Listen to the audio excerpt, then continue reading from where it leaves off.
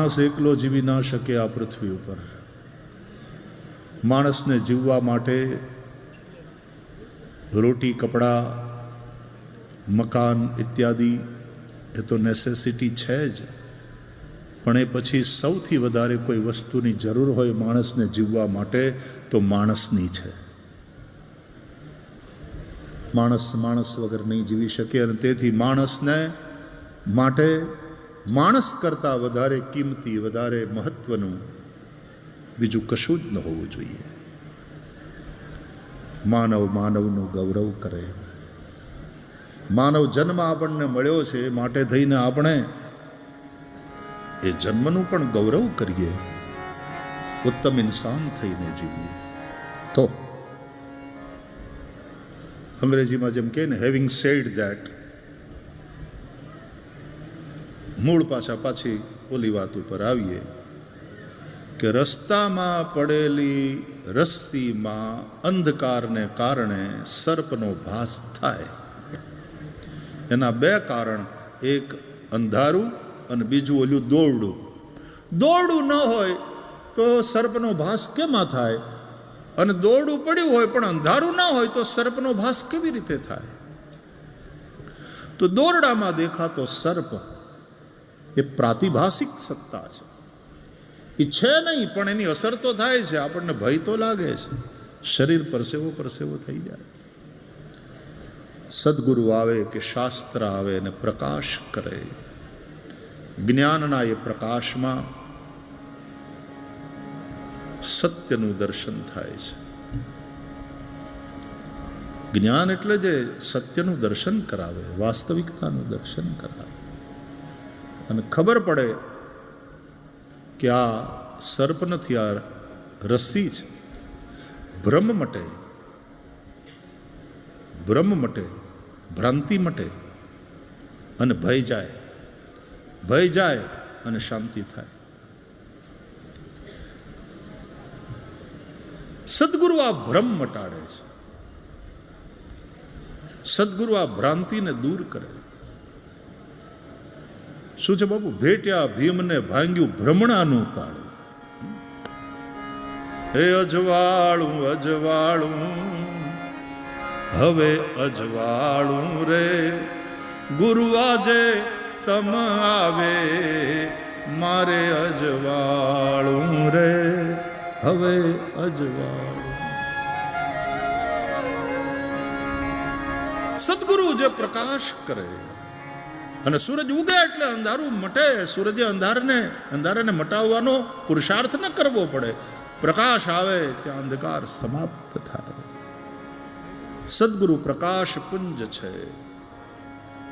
શ્રીમદ ભાગવત પણ પ્રકાશ પુંજ છે. અને યા તો પુરાણ સૂર્ય કહે છે, પુરાણાર્કો અધુના ઉદિત, અથવા તો ભાગવતને અધ્યાત્મ દીપ કહે છે.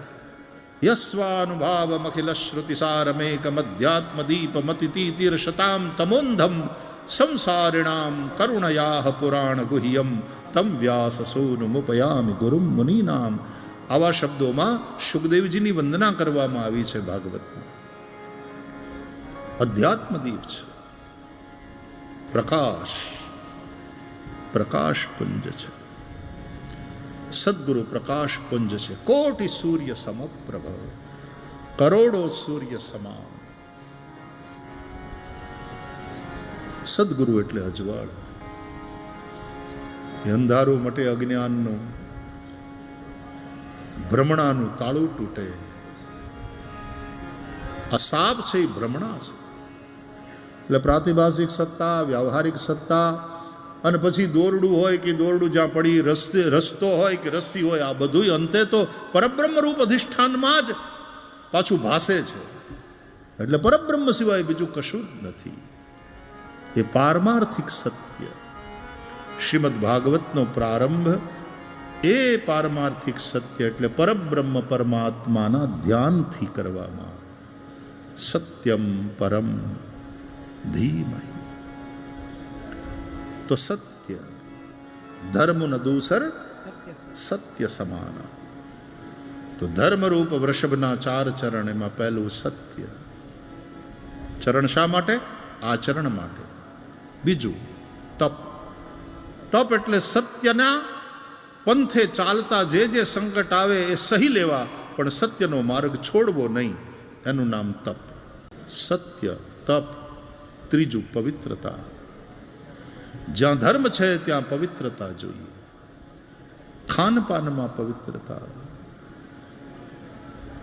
આપણા આચાર વિચારમાં પવિત્રતા. શૌચમ પવિત્રતા.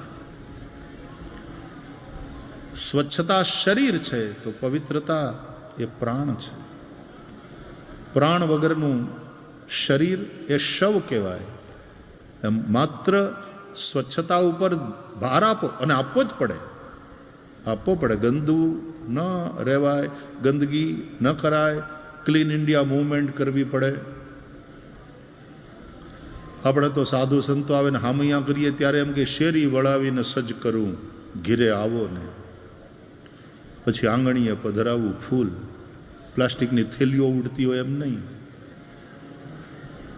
માવા ખાધાના પછી ઓલા કાગળિયા ઉડતા હોય ચારે કોર એમ નહીં. આંગણીએ પધરાવું ફૂલ, હરી ઘીરે આવો ને. સ્વચ્છતા જોઈએ, પણ પવિત્રતા એનો પ્રાણ છે.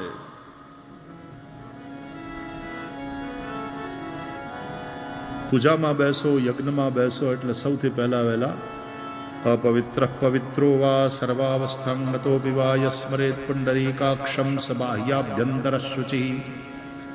આ પૌરાણિક શ્લોક થયો. અને વૈદિક મંત્ર ઓમ પવિત્રેસ્તો વૈષ્ણવ્યો સવિતુર્વઃ પ્રસવ ઉત્પન્નામ્ય છિદ્રેણ પવિત્રેણ સૂર્યસ્ય રશ્મિભિઃ તસ્ય તે પવિત્રપતે પવિત્રપૂતસ્ય જત્કામઃ પુનેત ચક્કેયમ. પવિત્રમ પવિત્રમ પવિત્રમ. યજ્ઞોપવિતને ધારણ કરે ને, યજ્ઞોપવિતમ પરમમ પવિત્રમ પ્રજાપતિર્યત સહજમ પુરસ્તાત આયુષ્યમગ્રમ પ્રતિમુંચ શુભ્રમ યજ્ઞોપવિતમ બલમસ્તુ તેજઃ. સંધ્યાવંદન કરનારા, ગાયત્રી જપનારા, એની બુદ્ધિ સૂક્ષ્મ થાય ને એ જ વેદના મંત્રને બરાબર આત્મસાત કરી શકે. ગુરુ પરંપરાથી શીખ્યા હોય તો વેદના મંત્રને શુદ્ધ ઉચ્ચાર સાથે બોલી શકે. અને વૈદિક મંત્ર હંમેશા ગુરુમુખ હોવા જોઈએ, ગુરુ પાસેથી ભણવા જોઈએ. કૃષ્ણ, બલરામ કે રામ, લક્ષ્મણ, ભરત, શત્રુઘ્ન આ બધા ગુરુકુલમાં ગયા. ગુરુમુખે એમણે વેદ સાંભળ્યા, કંઠસ્થ કર્યા. ગુરુ શુશ્રૂષયા વિદ્યા એવું કહેવાયું છે. ગુરુની સેવા થકી જ વિદ્યાની પ્રાપ્તિ થાય. બાકી તો બધી જાણકારી છે, બધી માહિતી છે. વિજ્ઞાન વિશેની માહિતી, ભૂગોળ વિશેની માહિતી, ગણિત વિશેની માહિતી, આ બધી કળાઓ છે. પણ વિદ્યાએ સા વિદ્યા યા વિમુક્તયે, જે મનુષ્યને મુક્ત કરે. અત્યારની આ માહિતી ગુલામ બનાવે છે ને પછી નોકરી કરે. નોકરી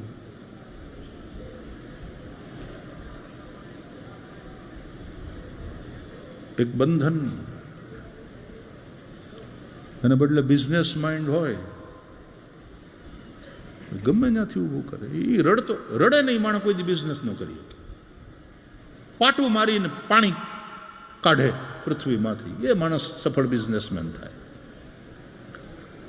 દરેક સંજોગો, વિપરીત પરિસ્થિતિઓની સામે લડી લેવાની જેની તૈયારી હોય, આવું ટેમ્પરામેન્ટ અને વિજિગીષુ વૃત્તિ. વિજિગીષુ વૃત્તિ એટલે જીતવાની વૃત્તિ. સફળ થઈશું જ, કેમ ન થાય, કરીશું, કરીને દેખાડીશું. કાર્યમ સાધયામી વા દેહમ પાતયામી, આવો દ્રઢ સંકલ્પ. ક્રિયા સિદ્ધિ સત્વે મહતામ નોપકરણે. જેનામાં કંઈક દમ છે ને એની ક્રિયા સિદ્ધિ એની સત્વશીલતામાં હોય છે. ઉપકરણોમાં કે મને આની મદદ મળી, મારી પાસે રૂપિયા હતા, મારી પાસે આ સાધનો હતા, મારી પાસે આવું હોય તો હું કરીને દેખાડું, મને જો હારા માણસના ટેકા આપે ને બધા મને સપોર્ટ મળે તો કંઈક કરી દેખાડું, પણ મને કોઈ સપોર્ટ કરતું નથી ને મારી પાસે કંઈ ઇન્વેસ્ટમેન્ટ માટે પૈસા નથી ને મને કોઈ મદદ કરતું નથી ને એ તું બેઠો રહે, તારાથી કાંઈ નહીં થાય. આવા રોતલ, આવા ફરિયાદના ફીંડલા થઈને ફરતા હોય એનાથી કાંઈ ના થાય. કોઈ તારી આંખ સુણીને જો ના આવે તો એકલો જાને રે, એકલા ચાલો, એકલા ચાલો, એકલા ચાલો રે.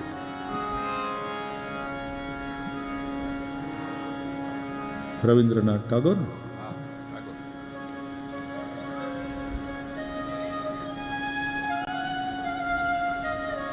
આવી વિજિગીષુ વૃત્તિ હોવી જોઈએ.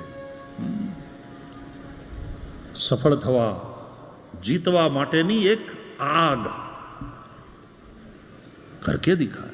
પેલું ગીત છે ને, હમ હોંગે કામયાબ, હમ હોંગે કામયાબ, હમ હોંગે કામયાબ એક દિન, મન में है विश्वास, पूरा है विश्वास, हम होंगे कामयाब एक दिन. બાકી અંદર એક પ્રકારનો ભય ને એક નોકરી એટલે સારું, એમાં કંઈ વાંધો નહીં, પણ એમાં સાહસ નથી હોતું. અને સાહસ વિના વેપાર ન થાય વાલા. સાહસ તો જાણકારી છે ને એ ઘણીવાર બાંધે, જ્ઞાન છે એ મુક્ત કરે છે. રીતે જ્ઞાનાન્ન મુક્તિ. શાસ્ત્રો કહે છે જ્ઞાન થકી જ મુક્તિ સંભવ છે. તો સત્ય, તપ, પવિત્રતા અને ધર્મનું ચોથું ચરણ દયા, અથવા કોઈ કહે દાન. દાન અને દયા વસ્તુ જોડાયેલી છે. આ 4 ચરણ એટલા માટે છે કે એનું આપણે આચરણ કરીએ. પણ રાજા પરીક્ષિતે જોયું કે ધર્મરૂપ વૃષભના 3 પગ તૂટલા હતા. માત્ર એક જ પગ ઉપર એ ઊભો પણ સરખી રીતે નહોતો રહી શકતો, ચાલે તો ક્યાંથી. અને પેલો પોતાની જાતને રાજા માનનારો કલિપુરુષ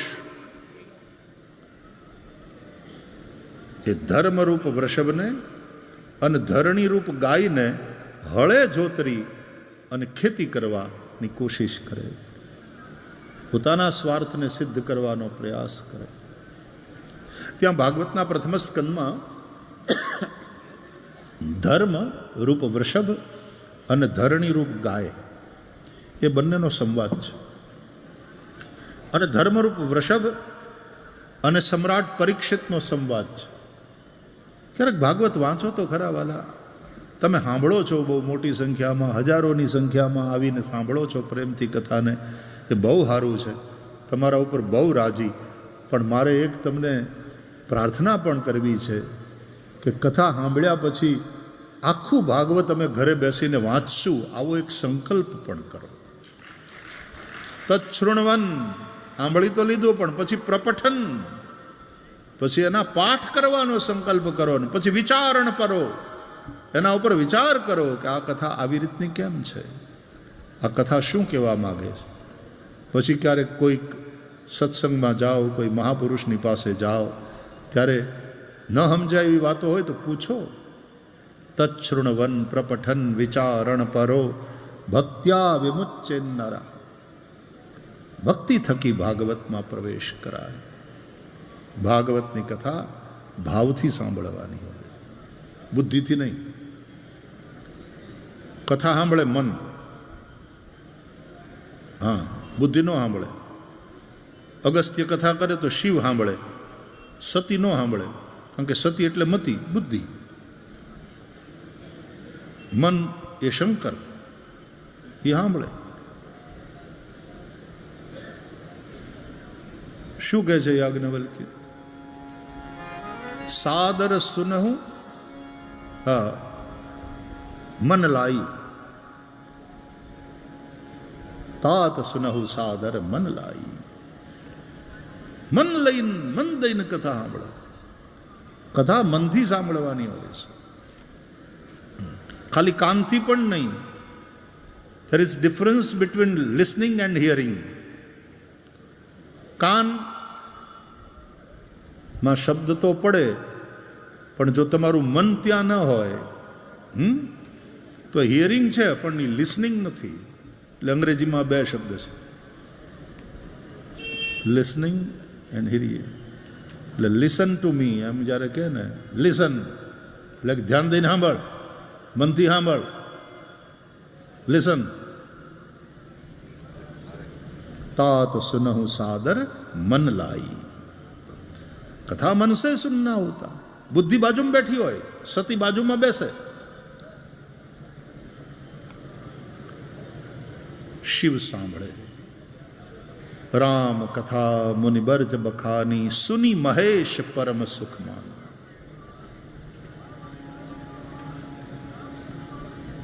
મનની પાસે વિશ્વાસ છે, બુદ્ધિ પાસે તર્ક છે, બુદ્ધિને સંશય થાય છે. ऐसे ही संशय की न भवानी. અને ત્યારે શંકરને પૂછે છે,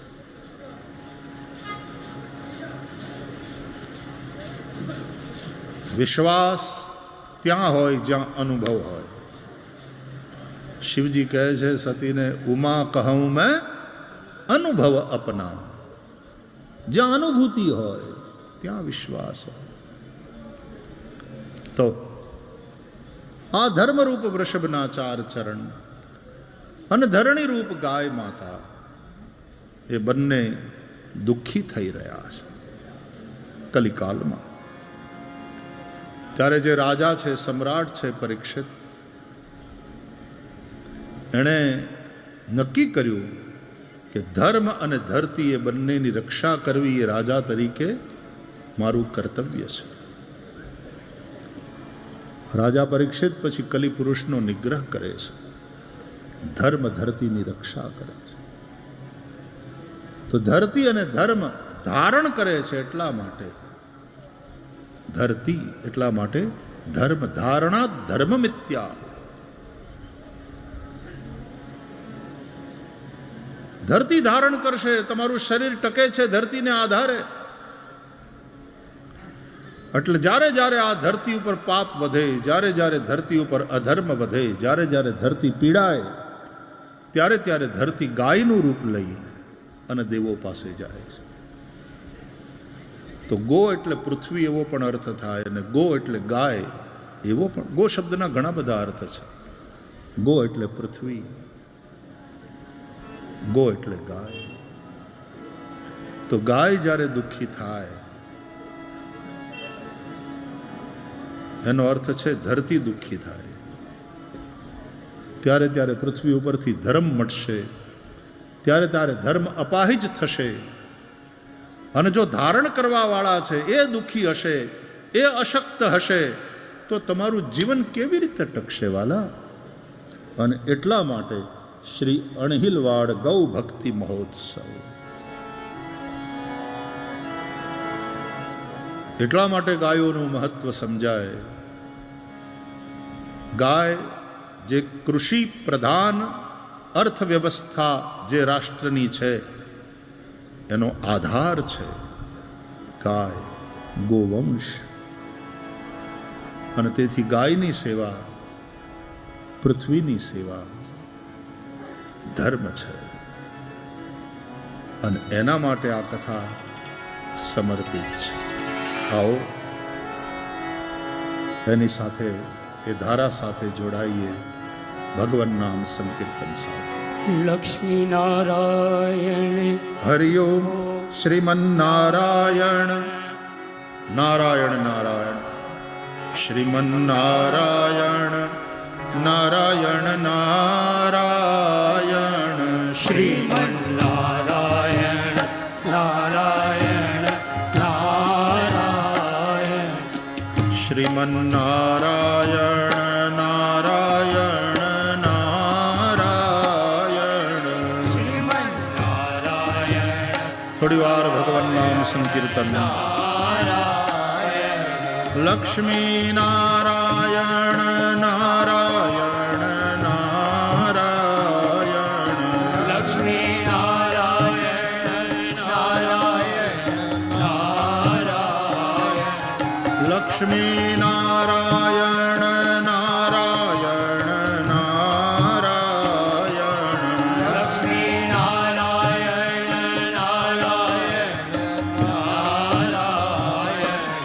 શ્રીમન્નારાયણ નારાયણ નારાયણ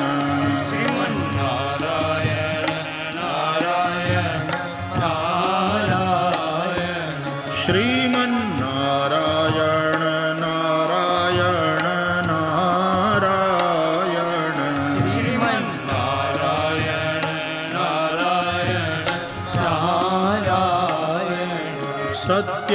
સત્યનારાયણ નારાયણ બધા ગાઓ મોઢું ખોલો પ્રેમથી સંકીર્તન કરશો પાપ મળશે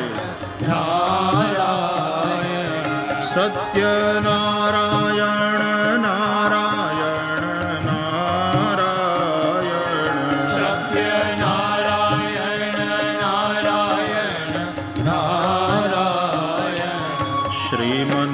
શ્રીમન્નારાયણ નારાયણ નારાયણ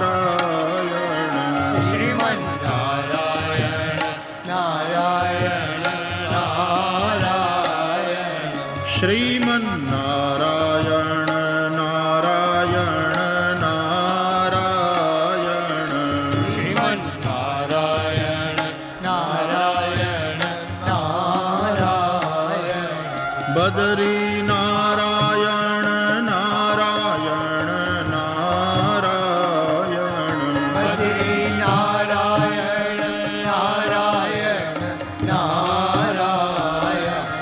બદરી નારાયણ નારાયણ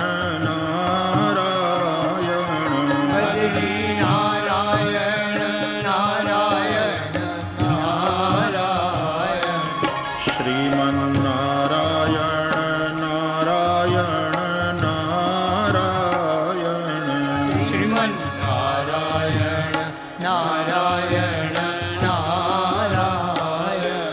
શ્રીમન્નારાયણ નારાયણ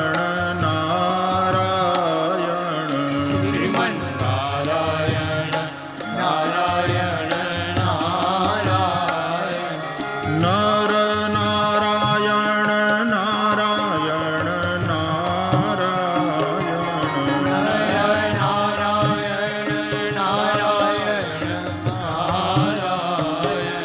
નર નારાયણ નારાયણ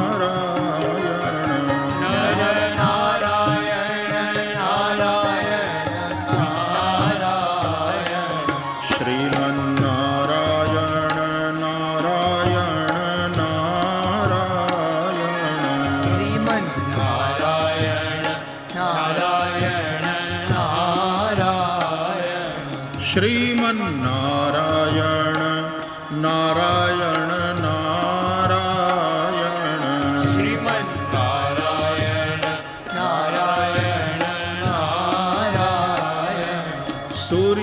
સૂર્યનારાયણ નારાયણ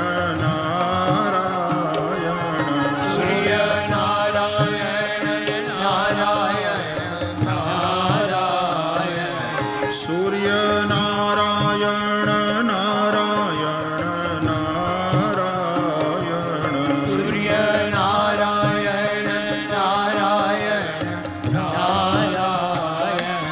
ભજમન નારાયણ નારાયણ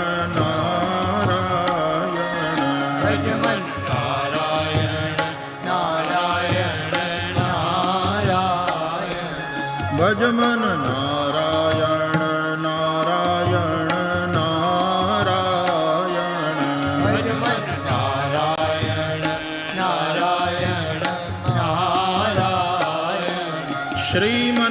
શ્રીમન્નારાયણ નારાયણ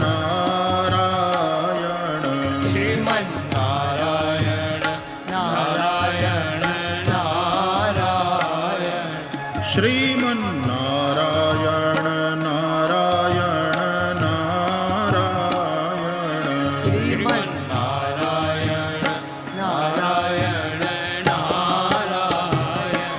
બોલીએ શ્રી હરિ ભગવાન કી જય। તો સત્યમ પરમ ધીમહીથી શરૂ થયેલી ભાગવતી યાત્રા નૈમિષારણ્યમાં શવનકાદી 88,000 ઋષિમુનિઓનું દીર્ઘ સત્ર ચાલે છે.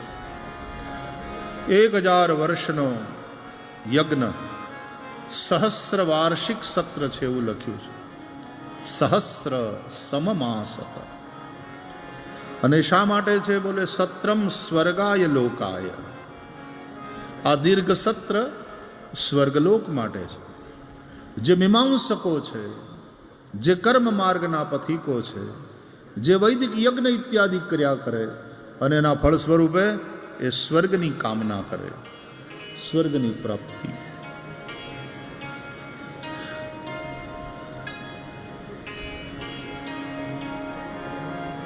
શ્રીમદ ભાગવતના પ્રથમ સ્કંધની અંદર અધિકાર લીલામાં 3 પ્રકારના અધિકારી વક્તા શ્રોતાની ચર્ચા છે. ઉત્તમાધિકારી, મધ્યમાધિકારી અને હીનાધિકારી. ઉત્તમાધિકારી વક્તા શ્રોતા એટલે શુકદેવજી અને રાજા પરીક્ષિત. મધ્યમાધિકારી વક્તા શ્રોતા એટલે નારદજી અને વ્યાસજી. નારદજીએ વ્યાસજીને ચતુશ્લોકી ભાગવતનો ઉપદેશ કર્યો અને પછી નારદજીની પ્રેરણાથી વ્યાસજીએ 4 શ્લોકમાંથી 18,000 શ્લોકમાં વિસ્તાર કરી અને આ ભાગવત સંહિતાની રચના કરી. અને પછી એ સંહિતાને જન જન સુધી પહોંચાડવાનો પ્રયાસ કર્યો.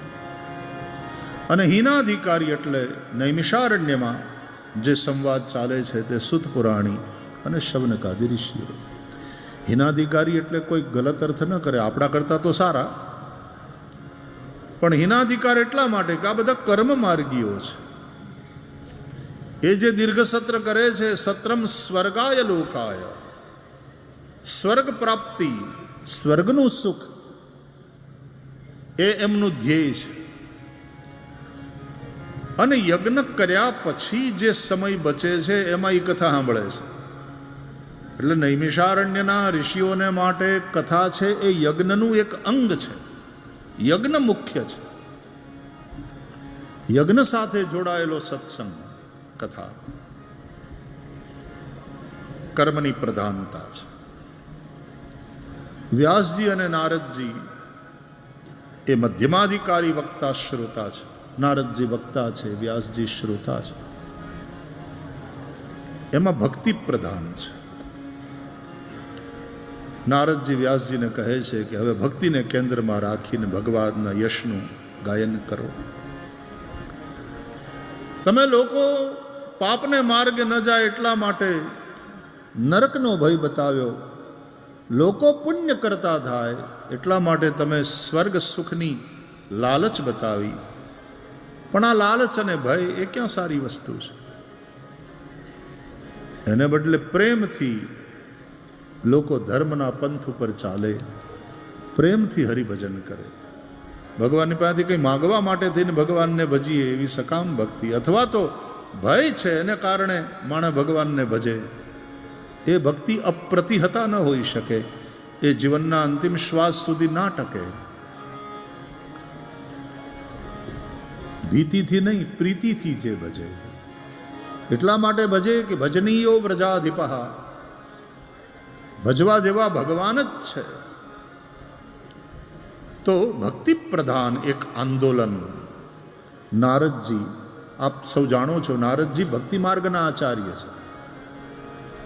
અને વ્યાસજીને એમણે પ્રેરણા કરી કે ભક્તિને કેન્દ્રમાં રાખીને તમે ચતુશ્લોકી ભાગવત, હું તમને કહું છું, એનો વિસ્તાર કરો અને ભાગવત મહાપુરાણની રચના કરો. અને વ્યાસજીએ એ જ કર્યું.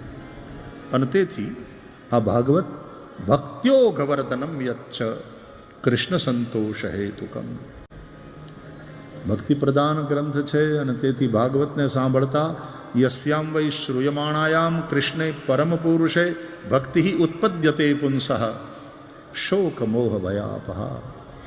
એટલે ભાગવત ભક્તિ જનિકા સંહિતા છે. મધ્યમાધિકારી વક્તા શ્રોતા. ઉત્તમાધિકારી વક્તા શ્રોતા એટલે શુકદેવ અને રાજા પરીક્ષિત. ત્યાં જ્ઞાન પ્રધાન છે. રાજા પરીક્ષિતનો મોક્ષ થયો છે.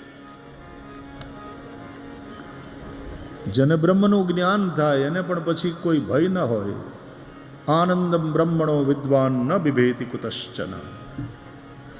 રાજા પરીક્ષિતને પછી મૃત્યુનો ભય રહ્યો નથી, કારણ કે સમજાણું કે મૃત્યુ જેવી કોઈ વસ્તુ છે જ નહીં.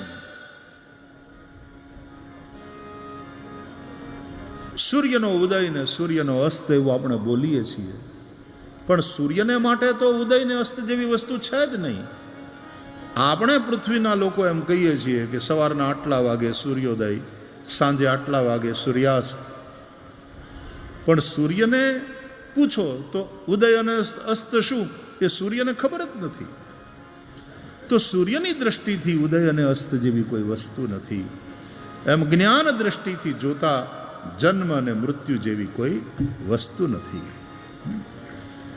ન મે મૃત્યુ શંકા ન મે જાતિ ભેદ પિતા નૈવ મે નૈવ માતા ન જન્મ ન બંધુર્ન મિત્રમ ગુરુર્નૈવ શિષ્ય ચિદાનંદ રૂપ શિવોહમ શિવોહમ અહમ નિર્વિકલ્પો નિરાકાર રૂપો વિભુર્વ્યાપ્ય સર્વત્ર સર્વેન્દ્રિયાણામ સદા મે સમત્વમ ન મુક્તિ ન બંધ.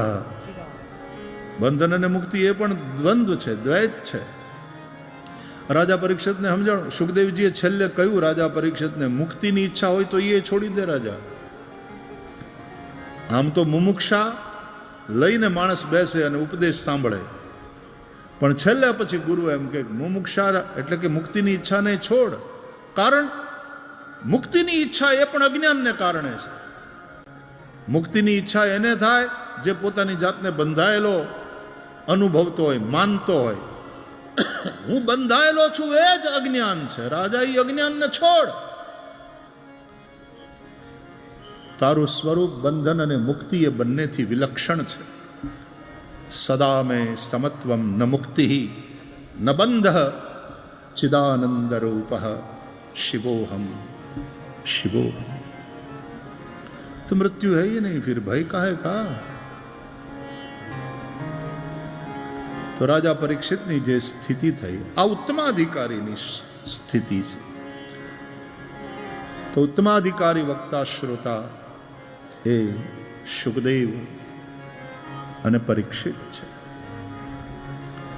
તો શરૂઆત થાય છે કર્મથી, એટલે કે નૈમિષારણ્યથી, એટલે કે સુત અને શૌનકાદિકોના સંવાદથી શરૂઆત છે. નૈમિષે અનિમિષ ક્ષેત્રે ઋષય શૌનકાદય સત્રમ સ્વર્ગાય લોકાય સહસ્ર સમમાસત.